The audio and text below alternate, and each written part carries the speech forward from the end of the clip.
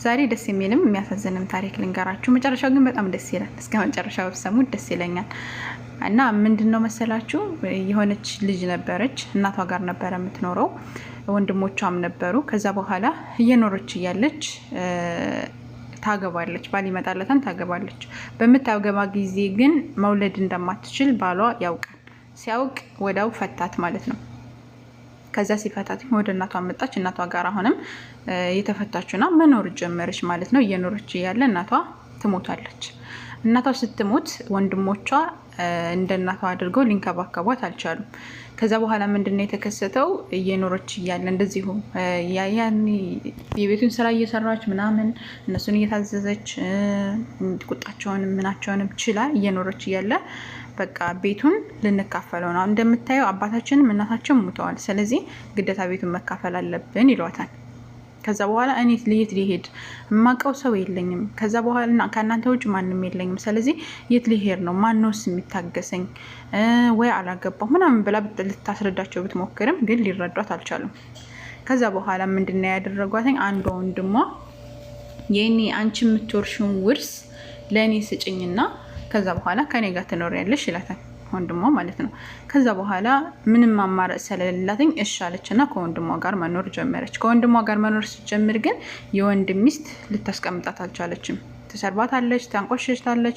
ከዛም አልፋ ደግሞ ልክ እንደ ሰራተኛ አድርጋ ታዛታለች። ይሄንን ሰርተሽ ስመጣ ካላገኘሁሽ ከቤት ባረረልሽ አይነት ነገር ማለት ነው። በጣም የሆነ ስታዛትን በጣም እያንቋሸሸች ዝቅ እያደረገች ምናምን ነበረ እንደዛ የምታደርገውና እቺ ሴት ግን ምንድነው ያደረገችው? ይበልጥ ወደ አላህ Subhanahu Ta'ala ተቃረበች። አላህን ለምንሽ ሁሉ ጊዜ ዱዓ ታደርጋለች፣ ሰላዋት ታወርዳለች በነብዩ መሐመድ ሰለላሁ ዐለይሂ ወሰለም ላይ እና በደንብ ዱዓ ታደርጋለች። ያ ረቢ ከእንደዚህ አይነት ዙልም አውጣኝ እያለች ዱዓ ማድረግ ጀመረች ማለት ነው።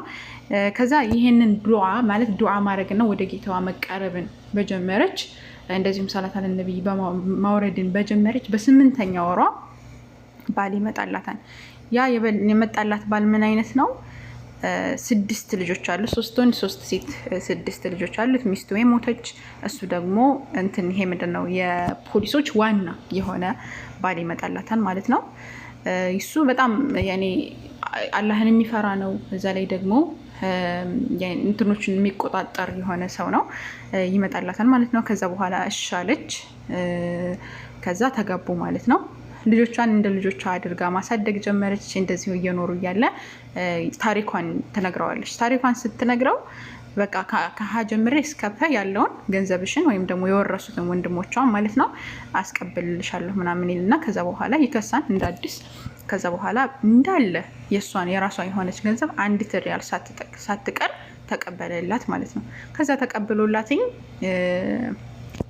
5 ሳንቲም አልጠየቃትም። እሱ ተቀበለላት፣ ሰጣት። ከዛ በኋላ ትቶ ዞር አለ። ወይም ደግሞ ለቤቱ የሚያዘጋጀው ምን የሚለው ለቤቱ የሚያወጣው እሱ ነው እንጂ እሷን ውርስሽ የት ነው ምናምን ብሎ ጠይቋትም አያውቅም። ልጆቹ ጋርም አብራ በቃ ልክ እንደ እናት ሆና፣ ልጆቿም እንደ ህፃናቶች ስለነበሩ እንደ እናት ነው የሚያዩት።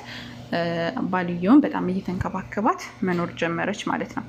እና ምንድነው አንድ ነገር የሆነ ከባድ መስሎ ሲታየን ብዙ ነገራቶችን አላህ Subhanahu Ta'ala ከኋላው አስቀምጦልን ሊሆን ይችላል። እና አልহামዱሊላህ ማለት አላህን ማመስገን፣ ዱዓ ማድረግ፣ አለማማረር፣ ሁሉ ጊዜ ደግሞ ይሄ ሰላዋት አለ ነብይ ማውረድ፣ እንደዚሁም ደግሞ ዱዓ በደንብ አላህ Subhanahu Ta'ala ካለመንን አላህ Subhanahu Ta'ala ነገራቶችን ሁሉ ያስተካክልልናል። እና ዱዓ ላይ በርቱ። አላህ Subhanahu Ta'ala መጨረሻችንን ያሳምርልን። ጥሩ የሆነ ሰዒድ የሆነ ኑሮ አላህ ያኑረን። አላህ ይحفظكم። ሰላም አለይኩም። እንደተማራችሁበት ተስፋ አደርጋለሁ።